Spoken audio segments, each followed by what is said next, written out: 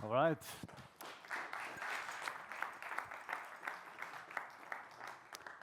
Welcome everyone to the Founder Story. Everybody had to take a seat, get comfortable, hide your drinks because we're not supposed to bring them inside if you took them. And we're quickly gonna start with a video to get into the mood.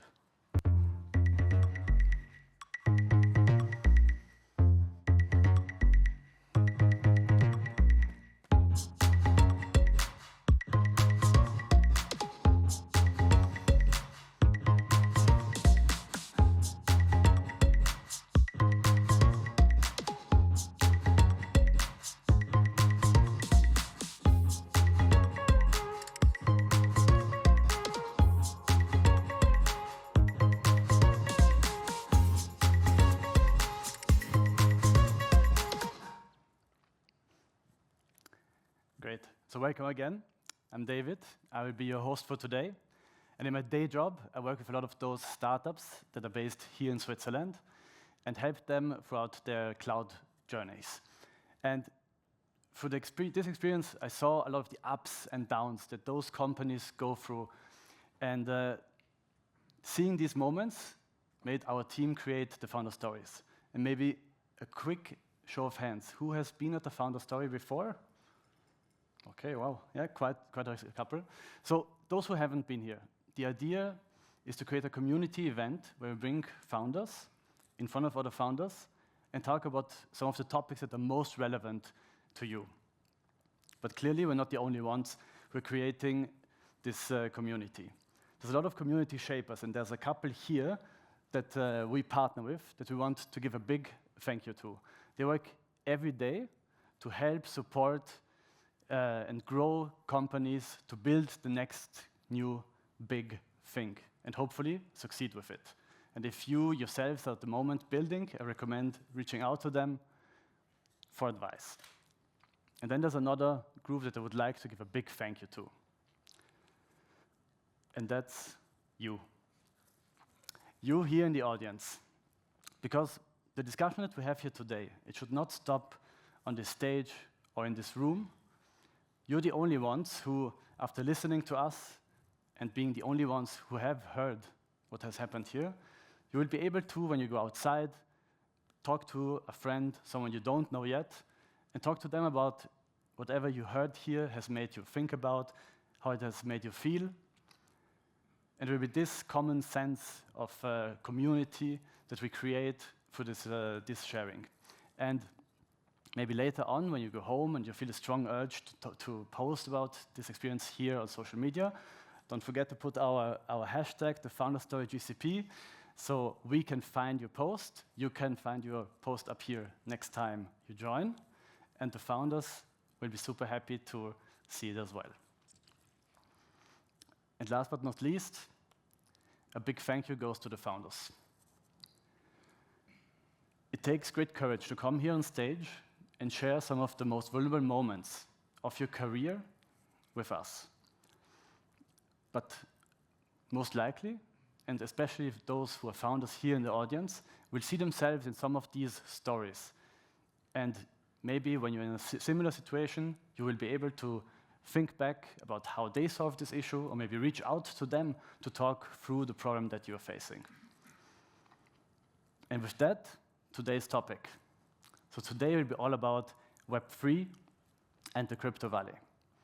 And while we have a couple of titans of the Web3 industry who will join us here on stage in a couple of minutes, maybe not all of you are super deep into the topic. As an overview, so 7 years ago, when I joined Google, the internet has already been to what we call Web 1, the static phase. Think about encyclopedias. It has evolved to Web 2, the more interactive version of it. Think about e-commerce web pages. And Google itself, back then, saw itself as a mobile-first company. This has evolved. Google now sees itself as an AI-first company, as so many. And Web3 is here.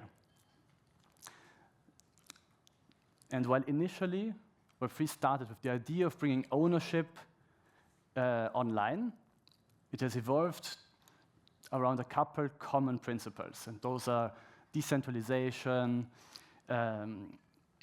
being trustless, being permissionless, and bringing the user data's ownership back to the human. But this was not an easy journey.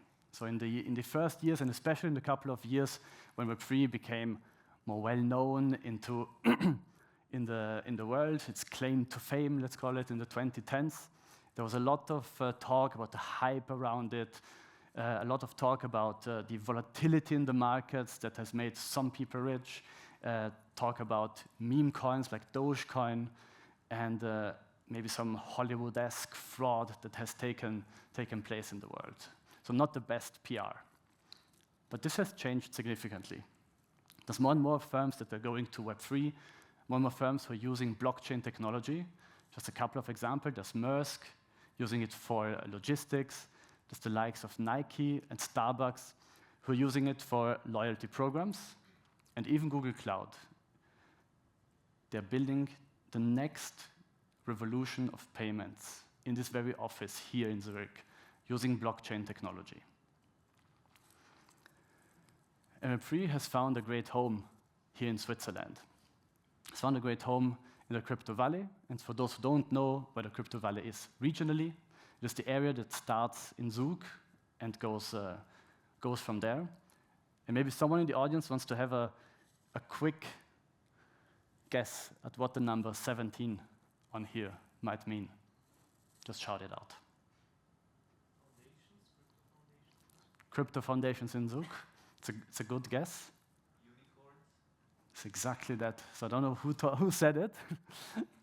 It is the number of unicorns that come out of the Crypto Valley. It's the most unicorns out of any vertical in Switzerland. And another one wants to have a guess at 25 and 22%.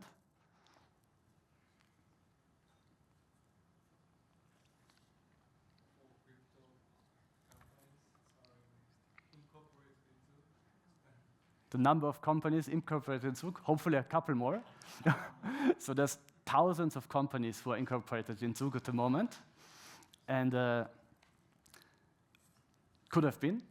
No, it is the top 25 crypto companies in Switzerland and Liechtenstein make up around 22% of the global market share in Web3. So it really shows that Web3 is important for Switzerland, and Switzerland super important for the world. And now we'll have a couple of the founders coming on stage who are part of that movement. And maybe before we go in there, there's an announcement that we have to make. One of the advantages of being in Switzerland is always punctuality, reliance. And one of the founders that should have been on stage today, unfortunately, does not live here. Lives in Germany. It is what it is. And he went for the classic German experience of having a super delayed train, wanting to switch to a plane, and a super delayed flight. So he will not be able to make it. But we have two founders who will take his place in super, super short notice. So please keep that in mind, that those people had about half an hour to prepare to join us here on stage. But again, this shows really that the community in Web3 is super strong, that people are here for each other, and when one person doesn't show up, two people show up. Okay, so now, before we go into the panel discussion, take a shot at the QR code. If you don't have internet in here, there's a Wi-Fi available. It's Alphabet Guest, not Google Guest, no password needed. And then, if during the discussion you feel the need to interact with some of the panelists, you want to ask a specific question, you can put it on the Mentimeter, which is what this leads to. And also you can upvote those questions that you want to see the answer to. And at the end of the show, we leave some time for us to go through the top questions. And I know we had some feedback in the past when we had about 40 questions in there that we couldn't go through all of them. So we'll do our best to get through as many as possible today. All right. Now, without further ado, we'll bring our first founder on stage. He has been, since I joined this Web3 part of Google, at every single event, he is the most busy person I've ever met. Do ask him about what he does, and then just lie back and listen to it. He's the one and only Crypto Shorts Stefan Becker.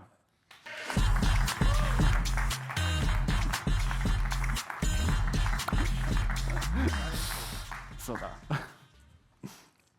Side note, I'm a German. I don't take the train.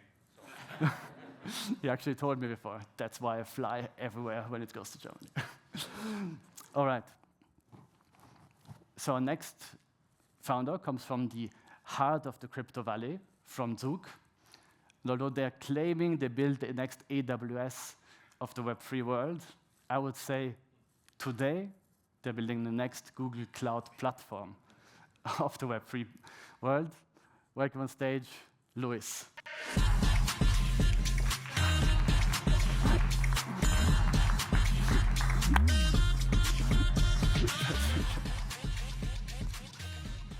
Everybody's building the next AWS. Could be anyone. That is true. And next, again, and I'm so impressed that with only half an hour he made it all the way here. He just arrived, and sorry, that's why we were a couple of minutes late to start and also late to end the show today. He is part of the founding team member of Impossible Cloud Network. Thank you very much for joining us, Jan Roehl.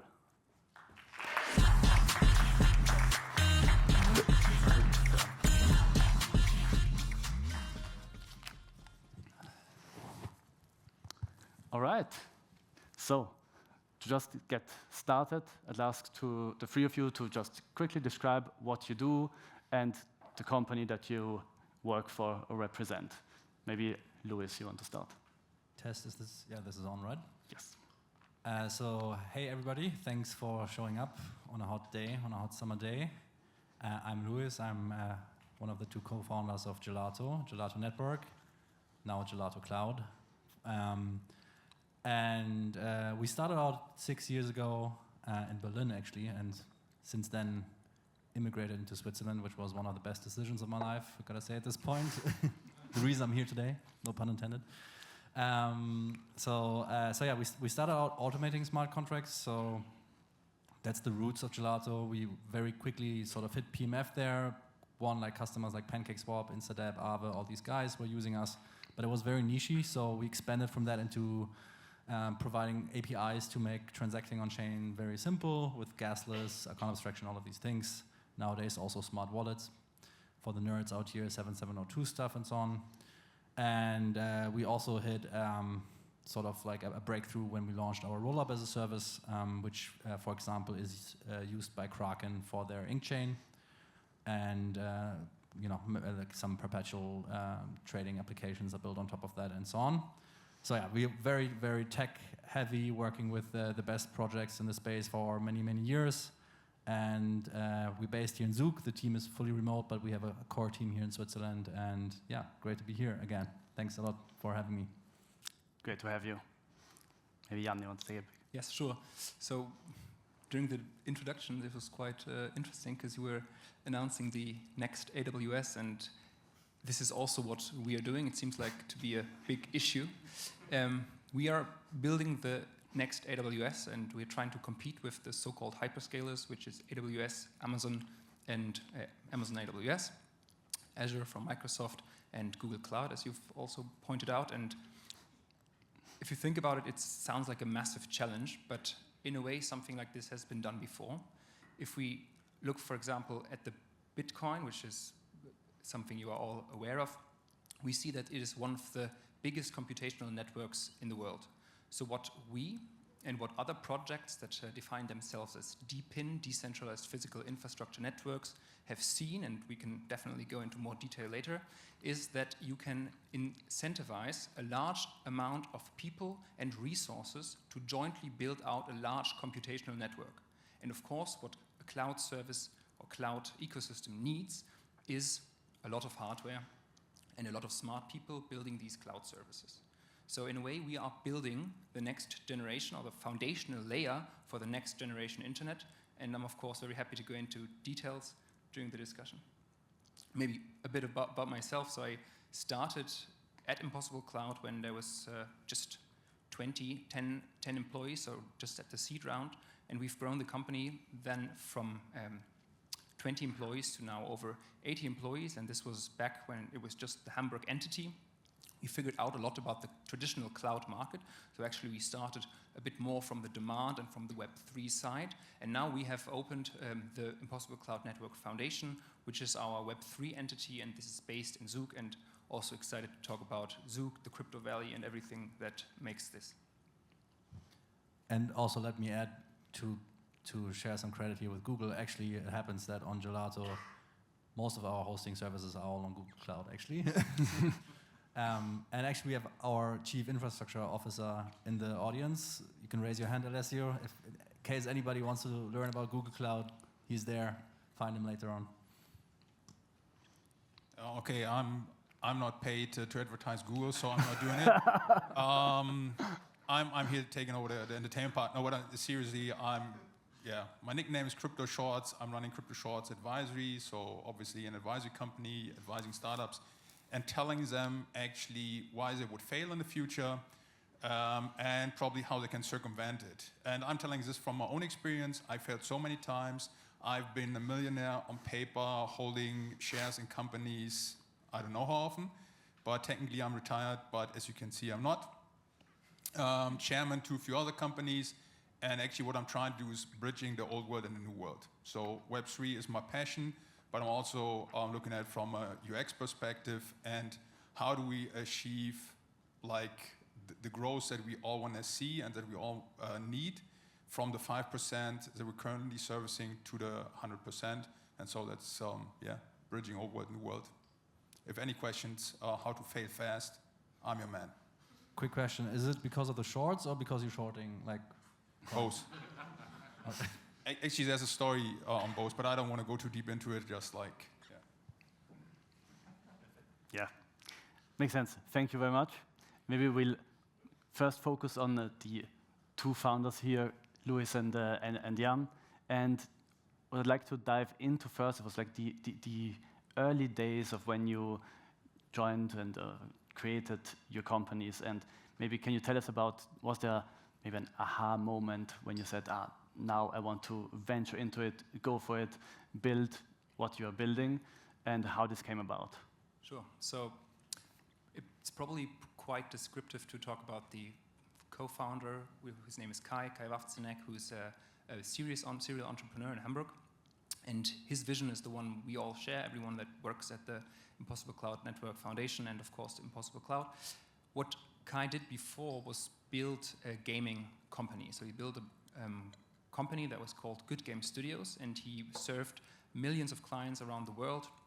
He built out massive infrastructure for these gaming services. One of the games some of you might know is called Good Game Empire. It was one of the biggest and most played games around the world. And he had a cloud bill of more than 100 million US dollar, and he noticed something's wrong with this. Although he made great contacts, of course, in the Silicon Valley, speaking to these people, he noticed there's some flaw in this system, and that's why he set out to build a competitor and to build a network that is actually open, interoperable, and where many people can join and build this foundation together. Yeah. Good. If you want to take it, Lewis. Yeah, I think you covered some of it in my introduction already, but ultimately some aha moments and so on. I suppose, first of all, almost everything collapses down to B2B SaaS. We also started out building something decentralized. Somewhere ended up building a lot of B2B SaaS things. I think you guys probably haven't quite yet done that. It sounds like you dependence on that you're still trying to decentralize stuff. There was like an aha moment. Not everything has to be decentralized. And yeah, some other things were that actually some people, when they look at Gelato, they think we actually pivoted a bit, but actually it wasn't really pivots. We basically built stuff and built really great products, won markets, usually dominated those markets, but then very quickly realized, shit, the market is too small to be interesting. So we always try to expand from there and then very quickly reach a stage where the market again is too small and you have to grow. Beyond that, so yeah, I think it's still interesting in general in crypto to figure out like what's the market structure going to look like, where is the most money going to be generated. Right now, it looks like it's mostly still in trading applications, and yeah, I mean we now have a lot of hype around stablecoin infra and so on. Let's see. I mean, we all know how much money Tether makes by essentially just taking the net interest margin by themselves, which is an interesting financial model that they can do because they focus on emerging markets. But yeah, I think this is still a journey that we're on, is like, where's the new money being made in crypto versus where it is already being made in big tech today? And I think there we're always on a continuous journey of trying to discover that. In reality, very little projects in crypto actually make any money. you think they do from their tokens and so on, but actually I think there's only very little project with revenue. Gelato is one of them, but it's not like an insane revenue or something, but at least we're making some. So yeah, I think those were some of the aha moments. It's like there's a lot of smoke and mirrors, and other than the big trading applications and maybe lending markets and so on, it's actually, there aren't that many great businesses in crypto yet.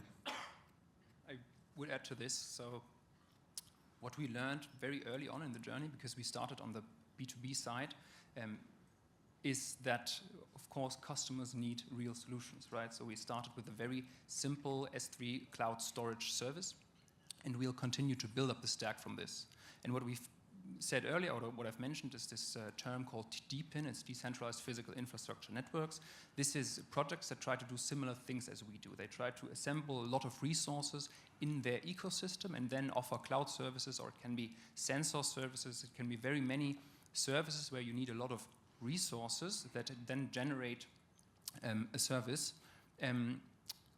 And what we learned from looking at all these DPINs is that many of them are focusing on the hardware side. So they are focusing on the supply side. How can we gather as much resources, etc.? And then they have been launching their token. They have large market capitalization. But if you look at it that way, they don't have as much revenue as you would imagine them to be. So what the project was doing as it started out is focusing directly on the B2B side and focus on what enterprise customers actually need. And what is that? This is custom integrations. This is being integrated, for example, in the biggest, for our use case specifically, it's a backup service, backup software, for example.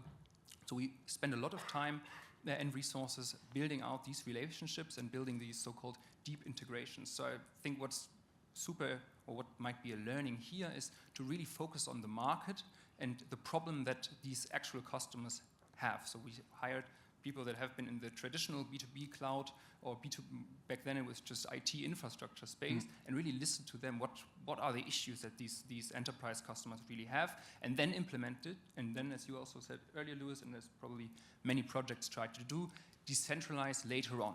So we currently have inside the ecosystem already 5 million of ARR, which is for a DPIN project quite a lot. Doesn't sound a lot if you compare it, of course, to the revenues and everything, or all the money that is being made in the traditional cloud hyperscaler space, but a long way to go, I'd say.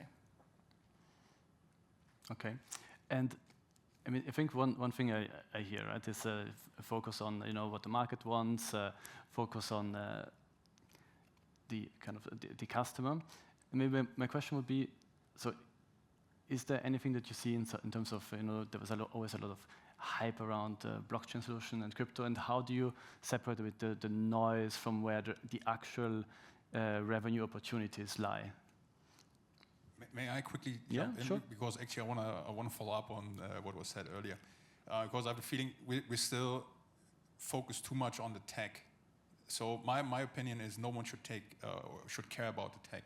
Yeah. So we're building. I mean, you addressed it correctly. Like, okay, we're building for the people. So for all of you, basically. I mean, those guys are building for you. I'm not building. I'm just investing in companies and advising companies. But the thing is, like, for me, is I'm always bringing the phone experience. Yeah. So if I'm calling my mom and or I'm calling Benjamin and he's picking up, I don't care what's happening in between. I don't care like what happens. What is a chipset? If anyone can tell me, man, genius. If anyone can tell me like how the transmission happens, wow, I'm really like happily surprised. But most of us can't, and why should we? So that's my opinion. Is like we should focus more on the UX side, whatever that might be on the clients that we have. Is it a B2B or a B2C case? Then it might be different from a perspective. But I had a feeling, or I had discussions at the World Economic Forum 3 years ago with some founders of some protocols, and they were so convinced they're capturing like 100% of the market share just by delivering the best tech and the cheapest solution. And I was a guy who said, okay, I don't believe you. I don't believe, and that's how it's going to happen, because I've seen it so many times. People would give up a lot of privacy, a lot of other things for a good user experience, and that's my take on that. But I go with you, yeah. So yeah, I mean, actually, what Gelato is doing a lot of times is abstraction of tech. For example, even when it was only Ethereum and Polygon, I already said that there shouldn't be a notion of paying for gas to an end user ever. It seemed ridiculous that you basically, whenever you want to click a button, you have to suddenly be exposed to a weird, volatile gas pricing market. So we actually launched our gasless service, which is all about giving developer tools to build great user experiences. And it has actually been used by like NFT minting projects. Like there was this campaign from Renault and so on. They minted their Renault NFT, and people weren't even aware that there was a blockchain in the background and so on. Sorry, a quick interruption. I know that's rude, but that's a German in me.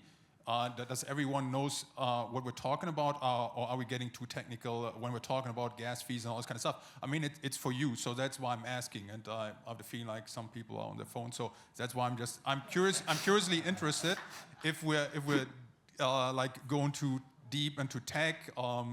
If you want to hear something different, I'm just asking. So, what do you want to talk about? Yeah. No, I'm just. For me, it's more like a question into the audience. So that's. Should we talk about XRP and Dogecoin, or what's going on? Go on. maybe I can chime in here on the UX thing.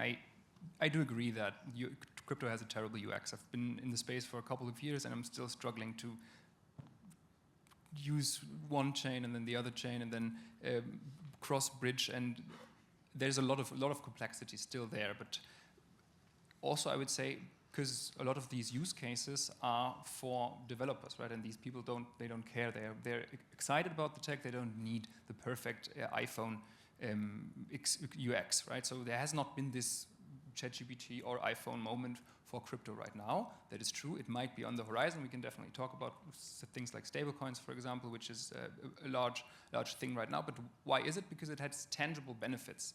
And for stablecoins, it might be you can send money around the world like on a WhatsApp layer over the whole payment network, and it's actually cheaper, it's actually faster, and it's actually, maybe you can argue about this as well, but it's actually censorship resistant, for example. So this is something that actually delivers a benefit, and this is something I would say crypto has been looking for quite a while, or maybe since its inception. And for Bitcoin, for example, it has changed throughout the years, right? Bitcoin was meant to be a P2P internet money, right? You were meant to pay with Bitcoin, and somebody, unlucky guy, paid some pizza with Bitcoin. And other than that, there's not too many payments that are being used on the Bitcoin network these days. But what is it now? It's a hedge against inflation, some people say. It's an alternative currency that nobody can shut down.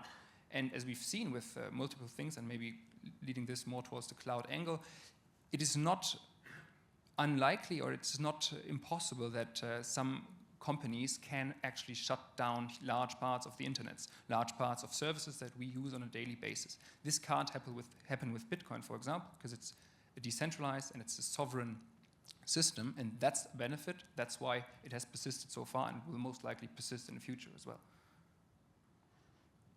Yeah, and I agree that the tech will be one of the important factors, but we also look a bit later on in the talk around, what we can do to make Web3 more accessible for like the mass public, and so what are the challenges in that sense.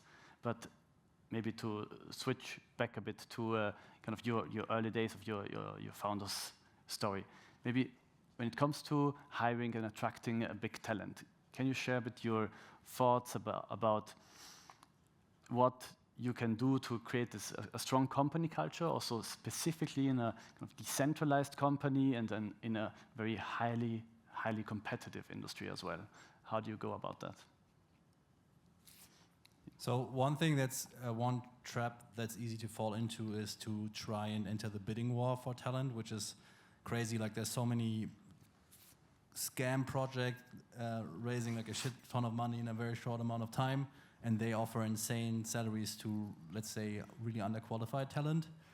And yeah, I think that's one thing that, like a principle that we have, is we don't bid more for someone just because there's like a crazy offer in the room from one of these, you know, scam is maybe too strong of a word, but from one of these projects that just got a huge like fund without even having any product and so on. So I think that's one principle that we have, is like, you know, we don't enter any bidding wars. We offer what we want to offer and not more. That's been a bit tough sometimes in crypto with hiring because the talent pool is still small, and you tend to have more VC-funded projects than people sort of in the talent pool almost sometimes. So yeah, that's, I guess, one take.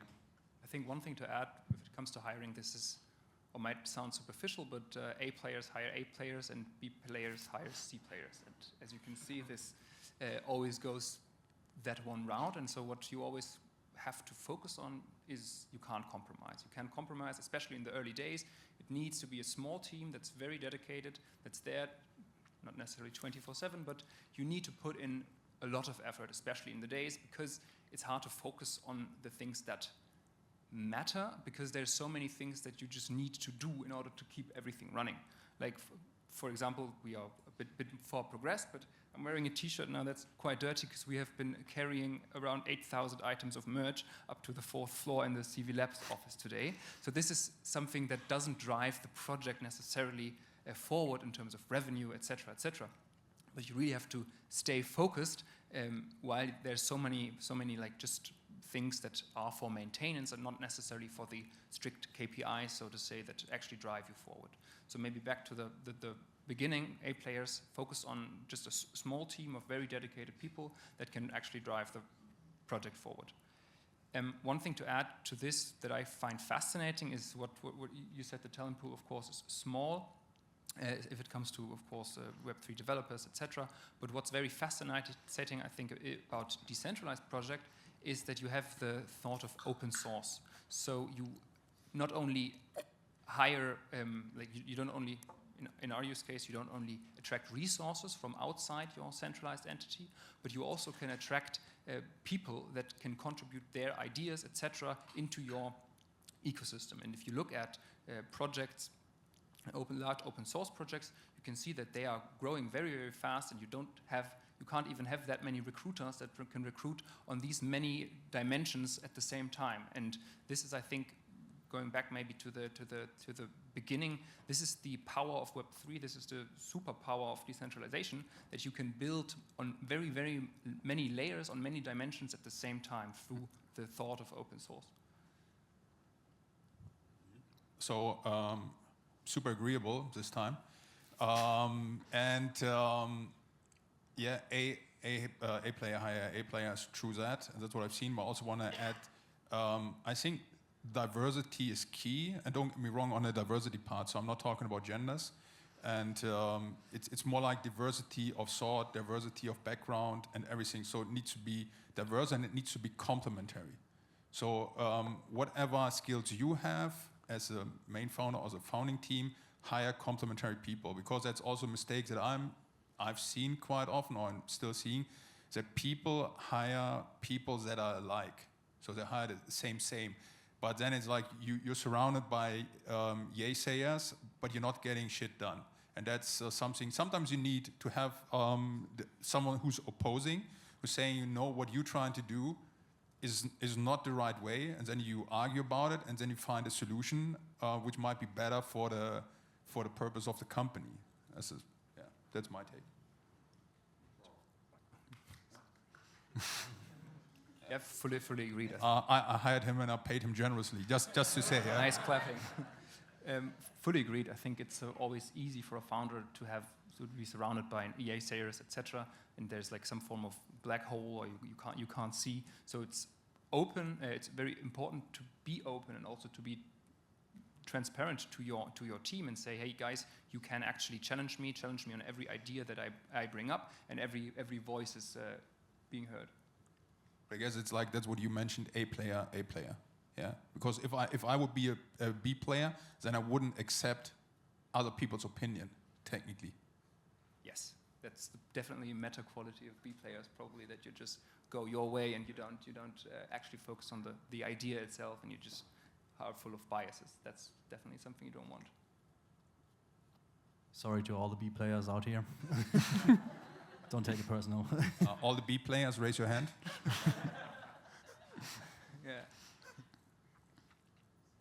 Yeah. And maybe, did someone raise their hand? I saw 2 hands up. I don't know. Okay. Let's actually do a show of hands. Like, who is using crypto, or like, who knows what MetaMask is? Ah, That's quite a lot. yeah. Well, funny enough, no one on the panel raised their hand, right? Yeah, and maybe when it comes to looking for the A players and looking for great talent in the industry. Well, on the one side, there's obviously the whole concept of decentralization, looking for talent globally, but then a lot of those companies obviously choose to incorporate themselves in Switzerland, in the crypto valley, so around kind of a, let's say, central area. And I mean, you have companies who are located here. Did you see any advantages of being kind of physically present here, of finding talent in the region, or the opposite? Was it a disadvantage? I mean, Switzerland is a disadvantage in the sense that salaries are way higher, of course, than elsewhere. But so we are fully remote. We started like 2 founders for the first 1.5 years. I think we were alone. COVID hit, hired our first employees. So fully remote always. But now we are in Zug, and we have a core team here, and I think that's great, especially for a management team.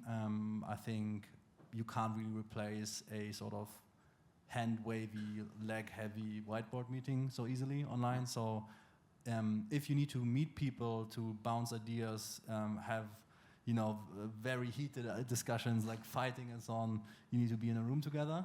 And those are the breakthrough moments. So yes, anybody I think that is involved in the process of decision making and sort of creative direction and planning, it's good to have them close. But overall, really big fan of remote, and also big fan of Switzerland. I gotta say, coming from Germany to the promised land was amazing. In Germany, you're treated like a criminal. It's basically like, hey, you do a company, like give me your money and go to prison. And that's basically the interaction you have with the people there. But here in Switzerland, it was really, like, especially in Zug, I got a shout out to Zug, great place. Yeah. So overall, in terms of bureaucracy, tax, overall vibes, Switzerland is the place to be. Yeah, I can only agree. I think you need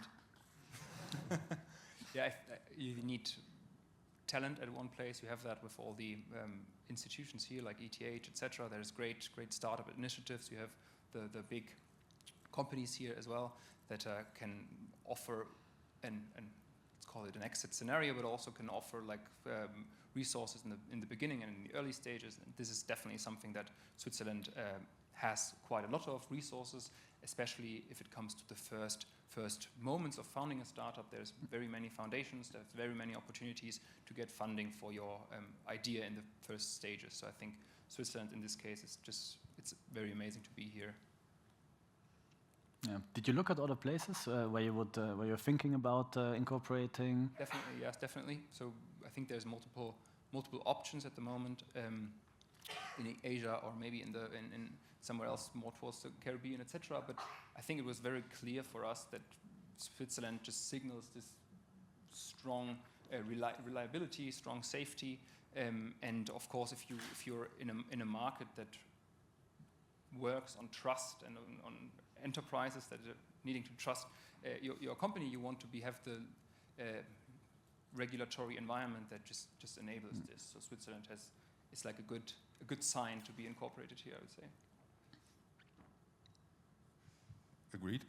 So, but agreed in a way. So, I think the framework, so from a regulatory perspective and also from a startup perspective, is relatively stable. I'm just taking the political view. So, especially within Europe, I mean, with all the things currently going in on in Europe, and I'm saying this as a German. So, my friends always ask me if I would ever consider going back to Germany, and my definite answer is no. And that's someone saying who never wanted to go to Switzerland, so it was never planned for me to go to Switzerland. But living here now for a couple of years, so 16, 17, I'm super happy here. And with the frameworks that we have, and I'm not saying everything is perfect, but if you compare to with what you have in Europe, it's probably one of the best countries to set up shop for a startup. Especially if we're looking now at what is happening currently in Singapore. 2 years ago, I would have said like Singapore is also a great place as the Switzerland in Asia to set up a startup. But I think like things are changing so fast over there, which we don't see here in Switzerland. So that's why if in Europe, then I would focus on Switzerland, no matter the prices and cost of labor, cost of living. Yeah, they're all extremely high. But what you're getting in return is also pretty valuable, and most of the people don't see it like this anymore. But yeah, cost of living, yeah, well, I mean, deal with it. Other jurisdictions, I would look into the Mid-East. For me, wouldn't be an option actually, because I hate the heat. But apart from that, Mid-East versus Switzerland, that's currently a tough decision and a hard competition. Yeah, definitely. Lots of strong points, I guess, for Switzerland. But now we looked at globally, right? So lots of great talent here, great environment, not too hot, maybe except for today. And when you look at more focused on the Web3, the state of Web3 in Switzerland, and maybe, what strengths do you see still now, or where do you see some room for growth in the space here? I think the EU has some overhang, right? Like some influence here. Not the biggest fan of the EU, so I think Switzerland could even be more radical in counter-positioning against what the EU does. But I think there's currently a very big debate in Switzerland about that. So yeah, but I don't know how realistic that is, given that around us it's all EU. I had a meeting here once with a bank, a crypto bank, and I noticed some of the same mindset that I really don't like about the Germans, which was a bit like, essentially like Germany is, I would say, like a sort of colony of the US, you could argue. And if you want to be a bit spicy. And yeah, I had this meeting here, and basically they were telling me, look, we're just going to wait for the US guys to do everything, and then maybe we do something. That's the mindset. That seems to be the mindset in global finance in general, I suppose. So US hegemony, I don't know, maybe there's something that Switzerland could do to be a bit more aggressive at the forefront and not wait for the US to make a move and then sort of slowly follow. But yeah, that's probably a criticism that you can level at any Western country. Maybe adding to this, for what we said earlier, I think there's some form of, I would call it compound interest, if you look at countries and jurisdictions that are reliable. And if you look at in the back or in the history of Switzerland, there's never been a major, please correct me if I'm wrong, but there's never been a major revolution. There's never been super corrupt politicians, etc. There's just been a very long time of being where you could be dependent on this jurisdiction in this country. And this is something, as the time moves on, this becomes more and more important. So I think this just, it's a safe haven, and you see this in multiple, like the Franken currency, for example, you see this as well. So I think this, there's, as I said, this compound interest, it just gets more and more attractive as time goes on, and as the jurisdictions around the world break into conflict, etc. So this is a large pro to Switzerland. One, I think, very, very simple thing is that bureaucracy here has a service-based approach in a way, or you feel as if there's a service mindset. So you go to the bureaucracy office in migration office in Zug, for example, and you are in and out, and you have everything digitalized, etc. in a couple of minutes. Nobody in this room would like to let me tell you how long this would take in Germany or in other jurisdictions. So this service-based approach definitely is something that's also very, very nice about Switzerland and very comfortable. Except it's 4:30. 4:30. Because then you're just closing shop and saying, okay. hey, come back the next day. they need to go. So there's like a lack of flexibility on that. But they need to go hiking and swimming sometimes. Yeah, but it's definitely, it's a gazillion times better than Germany. I agree with that in terms of bureaucracy. So won't argue on that point. So. Good. We'll also send this video then to the Tourism Bureau of Switzerland and Zug. Hopefully not to Germany. Definitely not. It will be a bit dangerous for those here. No, but thanks a lot. And I think a lot of people agree, especially in the Web3 industry. There's a lot of positives of Switzerland, whether it is the regulatory environment, the talent pool, the cleanness, that everything works, the heat. The non-heat. Because things move so fast, they need to move fast. Otherwise, your flame just burns out. That's very important. And you allow them to move fast without too many constraints. Okay, now it's quite common that at the founder story we bring on stage also one of our Google leaders. And today we have a good friend of mine, and also the person who owns the Web3 industry for EMEA. In his spare time, let me talk to you. He's usually traveling the world in his camper van, on his bike, as every good citizen of this city does. Please welcome on stage, Ben Richter.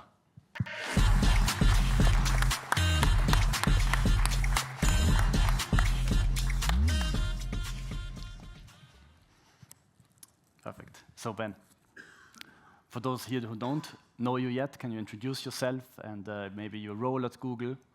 And also, maybe further along, your vision, Google's vision for the Web3 industry overall. Yeah, sure. Thanks for having me, but also thank you all for showing up tonight, and especially our three panelists, some of you at super short notice.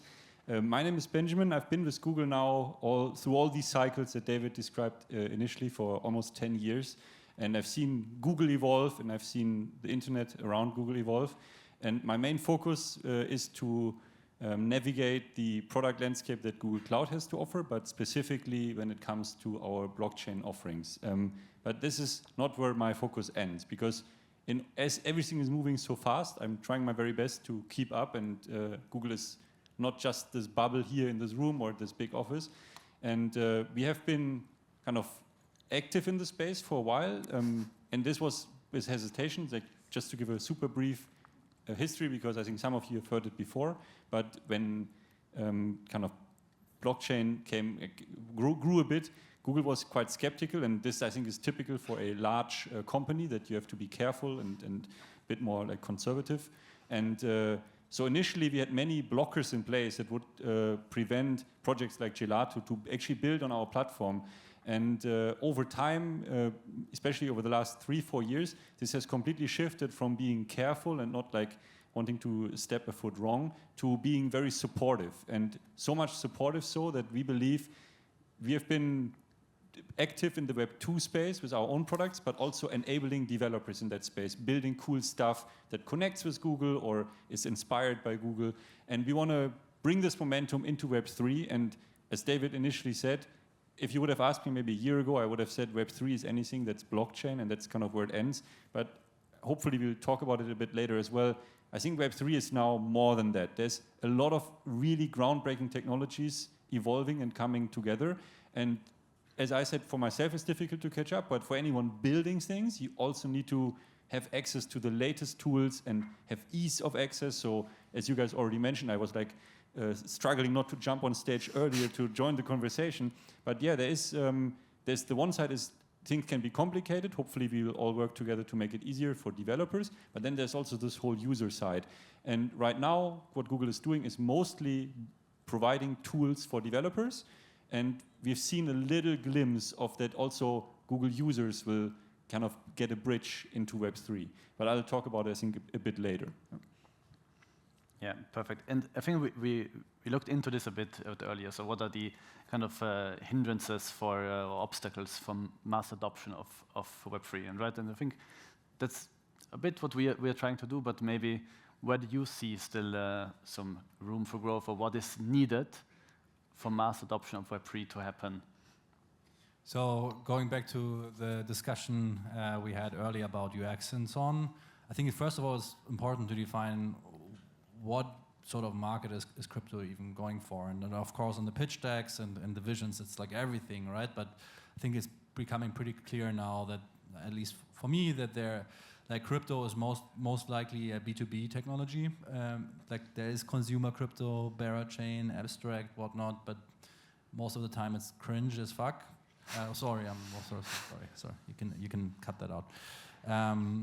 Yeah, it's cringe as fluff, and yeah, I think consumer crypto. I don't know. Yeah, so I don't see that many B2C use cases. I think most of the stuff we're building is B2B, and of course B2B, enterprise, SaaS, whatever, is a huge global market. But yeah, I think that's already good to define. What's hindering mass adoption actually in the B2B market? I mean, first of all, the tech wasn't really ready most of the time. It was too expensive, too slow, and so on. But even more so, the enterprises weren't ready because their compliance departments probably shut down anything that was crypto related. And now thanks to the US leading the way, the big companies are they're opening up again. We've been there in the past. In 2015, we were there already. The Ethereum Enterprise Alliance and so on. Didn't quite make it this time. Maybe this time around with BlackRock actually being serious this time, right? Like you can literally ape into the BlackRock thing now, right? On chain, that's crazy. So yeah, I think we just needed these big enterprises to have some crypto champions in their ranks, and increasingly so it seems that they do, and that they're all accelerating. And the next big thing that's coming right now is fintech. First of all, the Robinhoods, right? The Revoluts and so on. They're coming. They're already here, and they're dragging the rest with them, I think. So yeah, getting ready for that. But it's for me, it's not about consumer technology. Maybe just one observation that I saw sitting in front of the stage is I like how you guys are lined up from the very core foundation, talking about how we can decentralize infrastructure and make improvements there, over to you guys offering services to businesses and building on existing infrastructure, possibly switching over to this more decentralized way. And then you, Stefan, having this eye from the consumer, from an investor perspective, and kind of really questioning, why do we even do this? Like, what problem are we actually solving? And this, I find it, like, I've heard this criticism before that kind of blockchain is a solution for a problem that doesn't exist. And really, the last couple of months, and I think every conference we went to over the last couple of years, this was always the challenge. Like, okay, you got funding and it sounds cool and you have your own chain and you launch a new token, but what is the killer use case? And I think you already touched upon it, and I personally find it sad because it's boring, but it looks like payments could be maybe one of the first proper killer use cases. And I say it's sad because they could be done so much more. And this is like the easiest, the first one that comes to mind. As you said, Bitcoin, it was the very first blockchain. It was invented to decentralized payments, peer-to-peer payments. And it looks now, and that maybe I can share this from this Google perspective, that what we see with stablecoin, so again, we want to make sure everyone kind of can keep up. A stablecoin, unless like the Bitcoin token or Ethereum token that is volatile to market demand, a stablecoin is by definition always worth as much as a fiat currency that is represented by that coin. It's pegged to that currency. So you don't have any speculation. In that sense, it is boring. Like, even if you believe in the project, if the project works well, the token price will be pegged at that price. But we see that this actually gets a lot of adoption. We spoke about maybe B2B adoption for sure. Like, this is not only between individual private users, but last year alone, stablecoins grew so much that the volume of as a value that was transacted is 1/3 of what Visa card does. And Visa card, I mean, how often do you use your credit card to make a purchase? Let it be for a ticket at the train station, a little food on the way. These are a lot of transactions, and stablecoin has last year alone already reached a third. It's growing massively. And another kind of number which I find absolutely astonishing is 1% of the US dollar value is held in stablecoin reserves. This is a lot of money that's out of the system, out of this traditional finance system, and lives only on chain now. And if you compare this number, the volume, to what is actually in US bank reserves, it's 7% of reserve money sits with stablecoins. And when we talk about mass adoption, I mean, 7% of all the money in the US, that's a big mass of adoption. And maybe throwing it back to you guys, what is your perspective? I mean, stablecoin, yes, it's boring, but also, is that the killer use case? Is that the mass adoption? Do we see it the same way? Yeah. I wouldn't say it's boring, not at all. Payments is a core foundation of the right to transact and to send money wherever you want, and in a currency that is not devaluating by double-digit percentages overnight. That is not boring at all, I would say. And what I've touched upon earlier is that, and what we see with Web3 technologies in general, is that it's a continuing of the digitalization of things, such as if we look at Bitcoin, it's the digitalization of, some people say gold, some people say scarcity, which is a bit abstract as well, but if you more tangible example, stable coins are the digitalization of payments. I like to think about it as WhatsApp. If you have WhatsApp, you don't need the infrastructure of you don't need the mobile regular infrastructure of AT&T or like the mobile routers. Whenever I go to Switzerland with my phone, I'm in a different router system than I'm in Germany, etc. And if you look at WhatsApp, for example, it's if you can send messages over the web, right, which is a layer in a way on top. And this is the same with stablecoins, and this is definitely a very, very important use case, I would say. Is it the killer one? We'll see. It's definitely, meme coins are definitely not the killer use case, we can say. I think there's definitely things, especially if like large political figures use this to their advantage, that's definitely not helping. But stablecoins definitely are very, very important. Just to add something on the stablecoin, or from my perspective, because most of the people, after feeling, they're not even fully getting it. They're not getting the full potential. I mean, we're just kicking it off. And I'm a TradFi guy. I have a FX trading background, so boom me on that or not, I don't care. But if you're just looking at where we are at now, and we don't have a functioning euro stablecoin, or the biggest might be the euro circle, 200 something million. So, but if you're looking at the global trade market, so the potential for just the euro stablecoin is roughly from where we at now, 150 to 200x in terms of just sheer volume. And then we're not even like comparing the current US dollar market versus the euro stablecoin market. So we're not even there yet. So the potential is so effing huge that most people can't get it, or that like they're too narrow-minded for that. So that's so damn huge. And if we're looking at Tether, one of the most popular companies on this planet as of now, so we're just getting started. We're so damn early. And then that's one take. So like just from trade perspective, beside 24/7, which we don't have in the regular TradFi market in FX, we don't have a 24/7 market. So every trader on this planet is waiting, or at least in FX, they're waiting for this to happen, like 24/7. And why it's not happening now? Because the euro stablecoin market is too small. So technically, you can't trade at scale euro versus dollar. So that's on that.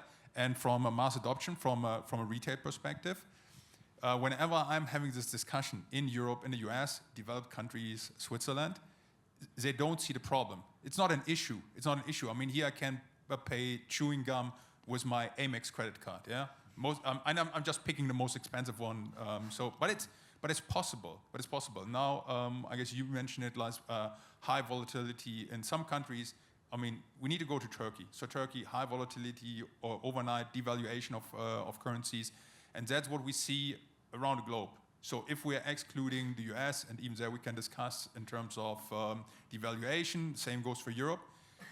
But here we don't have this problem. It's not imminent. And but if we go looking a bit sideways, go to Africa, there you have an issue. And there basically we're skipping the traditional payment system. So that's where mass adoption is going to happen basically that's why I see that's a payment case. So huge opportunities there, and it will happen because there's no other way around. Politicians might fight against it as long as possible because that's how they can influence their own well-being. Let's put it like that, without going too deep. So opportunities are great, and I see stablecoins definitely will play a major role in terms of mass adoption, but it will happen in a way that in 10 years from now, no one actually will realize what they're using. If it's a stablecoin, they just will, using my wallet, I'm just paying. And again, I don't know what's happening in the back end, and why should I care? Some people should care. Some people should write the codes that make it work. But most of us, we shouldn't care about this. It just works. Or make it work, and then we're all happy, and it's good. Yeah, and when I said earlier B2B, I mean B2B and B2B2C. B2C itself, I think is a bit. Although actually, meme coins were brought up. Meme coins is the one thing where maybe if we say meme coins are consumer crypto, I'm actually bullish on that.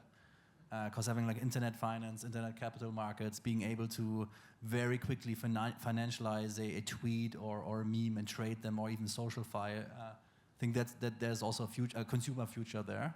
But it's around trading and financialization still. That would be the asterisk, I think. Stablecoins, payments, huge use case. It's interesting that it hasn't actually taken off in a big way yet, other than Tether and Tron, of course, massive in Brazil and so on, and Turkey. But of course, the biggest use case is exchange and trading, and that has been proven out. Hyperliquid, eating away a lot of market share from centralized players. And ultimately, I think that goes, actually, interestingly, that goes back, and same with meme coins and so on, it goes back to one of the core ideas behind crypto, which is censorship resistant, truly global commerce, and that you can only have with censorship resistance, so that you can have permissionlessness, you can span multiple jurisdictions, and ultimately, once Hyperliquid launches their builder perps or whatever they call, permissionless markets, I think they can beat Binance. And they can do so because you can say, look, this is decentralized, this is non-custodial, and so on. And then suddenly you understand why these things can lead to killer apps in some instances.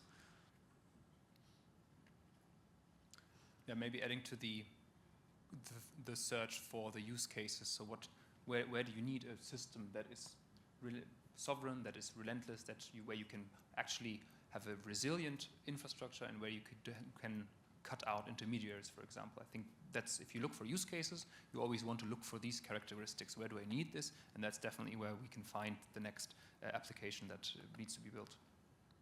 Let me also add one thing to this, because I'm currently working on a use case, cross-border payments for humanitarian goods, which sounds like super stupid, super simple. It's in a country that's OFAC listed. Humanitarian goods are OFAC exempt. So basically, the country is blacklisted. Everything that's on a humanitarian goods level is okay-ish.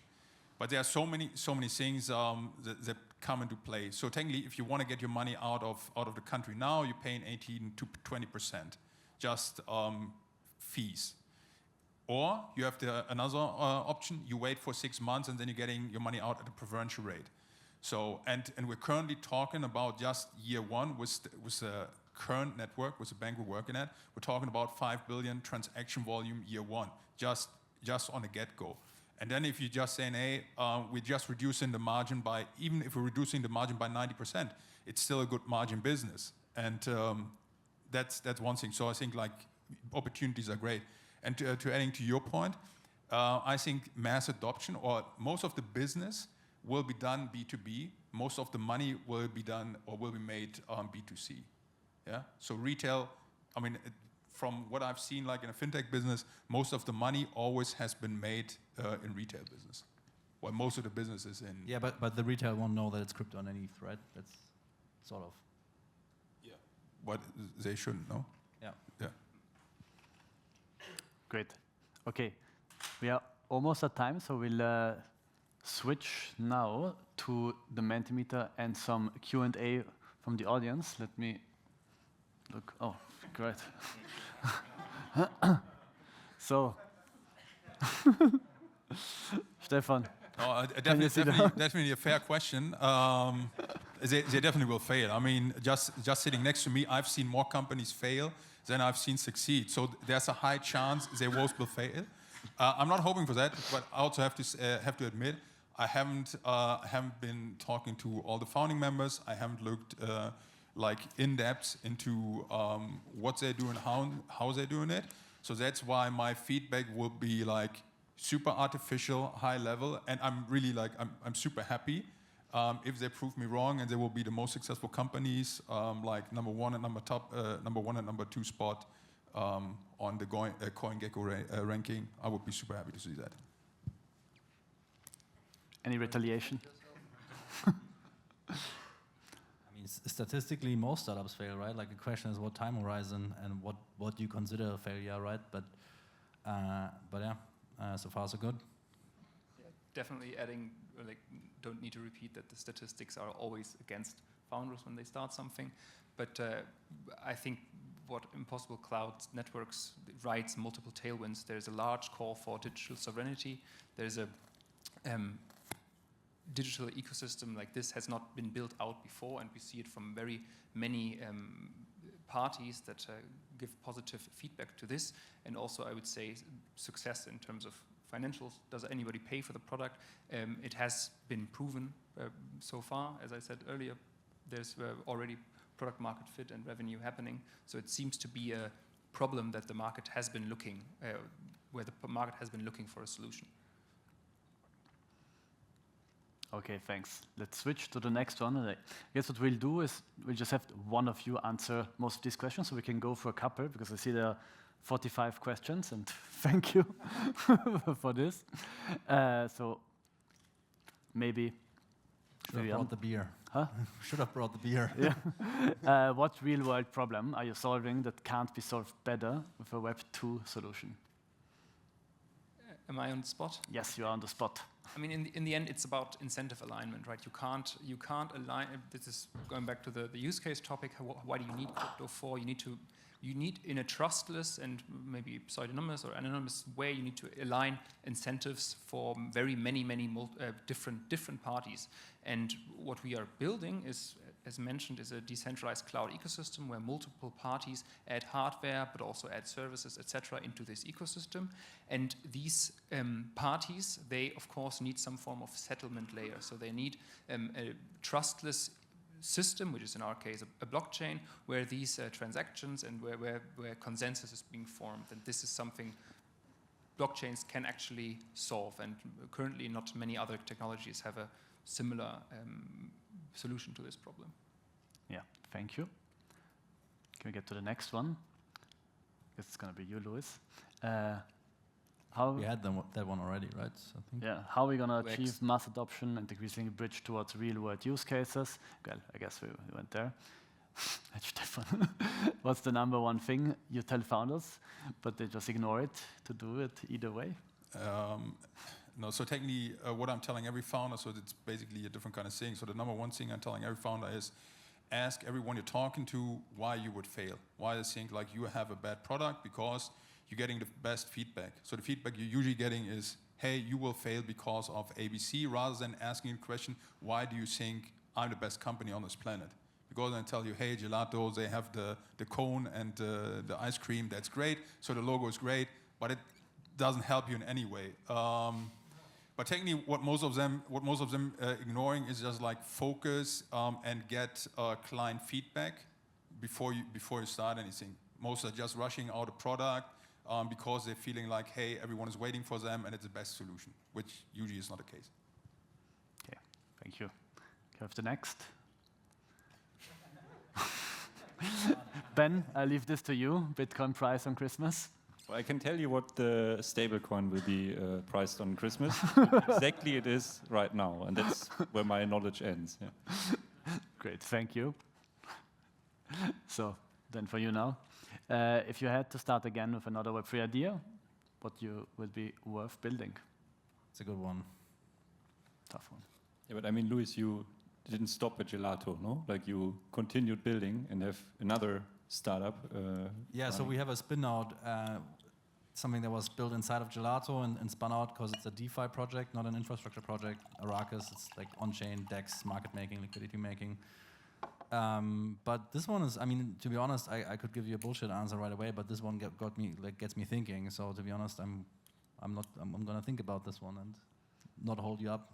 Maybe can I add one more cool thing that I think Hilmar, your other co-founder, shared with us over lunch is, and please comment on this if it's true, that you have like a team that gives you weekly updates, and like a research team that kind of look at where are opportunities in the market, in the space, and gives you these like updates, and also make sure you are basically what Stefan said, you're like prepared to fail or are aware of like where a potential threat could come from. Is that the case? And like maybe if you have one or two anecdotes from these meetings, because David and me, we wanted to join, and it sounded like so cool, like a dedicated research team.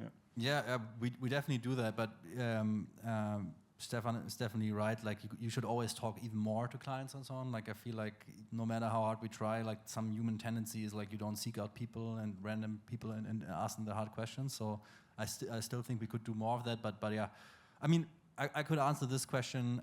Maybe we can chat about that one over a beer later.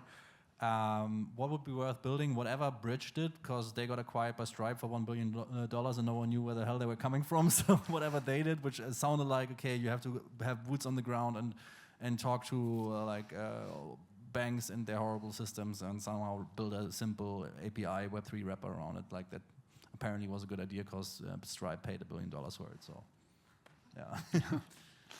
Perfect. I think we have time for maybe 2 more questions. So back to Jan. For some transitioning into Web3, what skills are the most valuable to have? I think, of course, there are various technical skills that people need to study and learn if they are on the technical side of Web3, smart contract development and other sorts. I think Lewis can maybe add to some of these here. And other than that, I think it's just the general business skills, I would say, because you need to show up, you need to do the work, and there's not like it's an industry that is looking for where you are looking for clients in a way. It is an industry where you're building a product, so just the regular skills of being ambitious, being also of course focused to build the product you want if it solves a solution that you think is needed in the world, and then just be relentless and don't stop building this, because in crypto. Similar to the real world, but probably more aggressive. There's higher volatility. There's bull markets and bear markets, and there will be a time when it's not very fun to be called a crypto founder. So yeah, be very relentless, I would say. All right, thank you. And the last one. What do you think is the biggest thing holding back mainstream adoption? The same question again. We had that already. Next one. Okay, what was the invisible unlock or unexpected lever that suddenly gave you traction? I guess whoever wants to take it for the last one. Maybe if I can rephrase the question, when do you think or when did you feel that you now are successful? Like was it the first customer or certain technological breakthrough? And maybe you have 2 different stages where you are in. I would be just curious to know, how do you define success? At what moment do you kind of notice you're on the right track? And Louis, more maybe if you can start, when you started building, when did you realize, wow, we are onto something, this is real now? So we had various moments. Originally we built everything on chain. All of our revenue was extracted on chain. It was fully like crypto automated and so on, no invoices, no nothing. And we had some moments there, like days of volatility, when one of these DEXs that integrated us in DeFi Summer and afterwards like had like crazy events, and suddenly our revenue would spike. But I don't think that was the moment I really felt it. Like for me, it was the boring moment of actually signing like a massive order form, like I did in my consultancy days, like when I was at Novartis consulting about crypto, and we would like my boss was like this ex-E&Y guy, and he would conjure up some crazy order form, and they would pay it. And everyone was like, "What? That actually worked? Wow!" So, but we delivered the value. I really knew that what we were packing in there was probably still like underpaid. But by having one of these more traditional B2B enterprise flows actually go through the first one, I think there was actually a moment where I was like, okay, business done the good old way still works here and leads to a lot of revenue. I would just complete this. Yes, when people pay you and you're constantly, and you win against what the competition or somebody that has been using a competitive product previously, when you win over them, and that's the most important part. Listen to what they are saying, because this is going to be your sales pitch. Although it might be day one, then it might be transition 360 if the customer says something different. So listen to the customer. I was hoping you would say, when Google invited me to join us on stage, then I knew I made it, but maybe you'll hear that next time. Yeah. That was too obvious. All right, thank you, and big applause to the founders. Just stay seated for a moment. Can we switch back to the deck? Perfect. So just for a couple of thank yous to those are our main founders, Swisspreneurs. If you want to hear more founder stories, you can check their podcast. They actually have their 500th episodes where they're interviewing themselves. So that's Sylvan here on the right. They have brought out a book about startups, and also lots of other founders who are on there. So the next slides, they will be displayed outside as well, so no need to take a quick screenshot now. So if you're building yourself, this is the link to our startup program. There's also a specific one for companies building on blockchain, so check it out. And last one, our next founder story is taking place on the 24th of September. Save the date. It will take place during the Google Cloud Summit in Zurich. It will be also free, but you get much more content than the founder story only. Join us there. Actually, Gelato was there last year as well, presenting. Thank you, Alessio. And with that, it's a wrap for today. Thank you very much. Thank you, founders. Big applause. And we can go to the upper row.